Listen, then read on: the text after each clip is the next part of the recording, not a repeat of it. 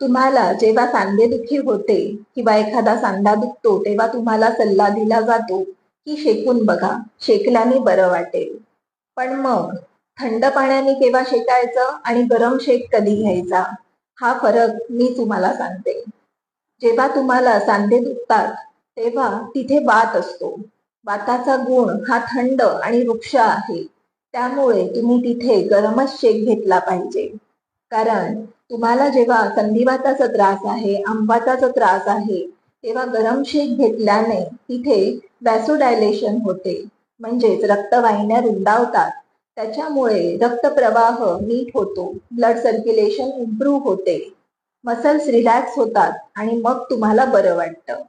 पण तेच तुम्ही कुठे पडलात किंवा पडल्यामुळे सूज आली, तुम्हाला काही लागलं, तर तिथे मात्र तुम्हाला थंड शेक घ्यायला हवा.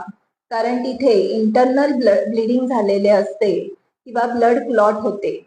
मग तिथे तुम्हाला थंड शेक घेतल्याने आराम मिळतो. तर मग असा फरक ओळखा आणि मगच शेक घ्या.